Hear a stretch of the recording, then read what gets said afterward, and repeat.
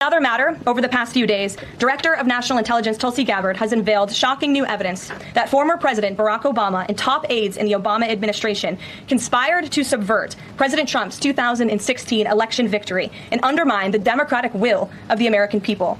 While publicly pretending to engage in a peaceful transfer of power, in private, former President Obama went to great and nefarious lengths to try to sow discord among the public and sabotage his successor, President Trump.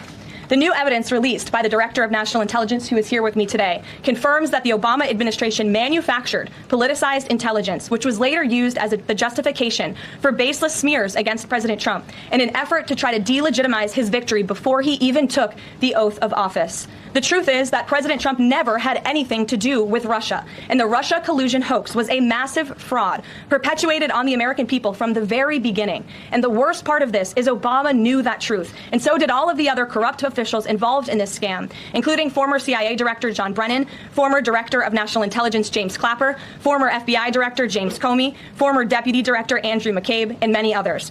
Director of National Intelligence Gabbard's report further confirms what we already knew. There was no collusion, no corruption, except on the part of Barack Obama and the weaponized intelligence agencies at the time.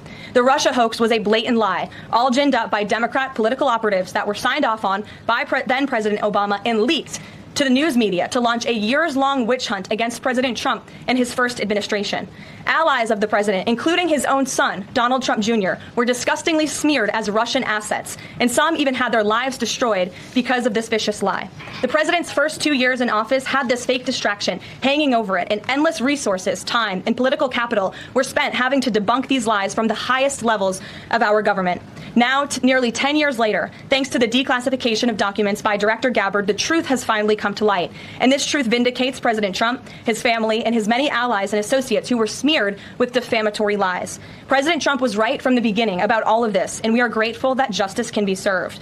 Now, we have even more damning evidence implicating those who tried to sabotage a duly elected president and did grave material harm to our republic. Thanks to additional important work done by CIA Director Ratcliffe, Committee Chairman Rick Crawford over the past few months, a newly declassified 2020 report prepared by the House Permanent Select Committee on Intelligence, which DNI Director Gabbard has declassified, found that the intel community did not have any direct information that Russian President Vladimir Putin wanted to help elect President Trump in 2016. And in fact, Russia was actively preparing for a Hillary Clinton victory.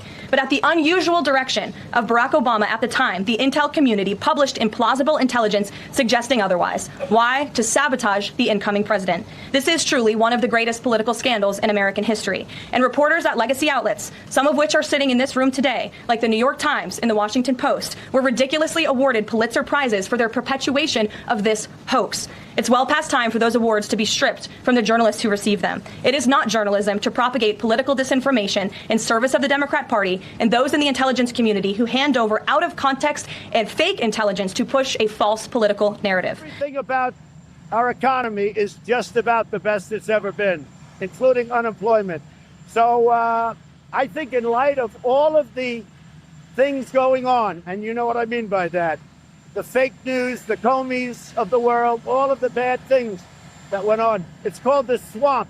And you know what happened? And you know what I did? A big favor. I caught the swamp. I caught them all. Let's see what happens. Nobody else could have done that but me.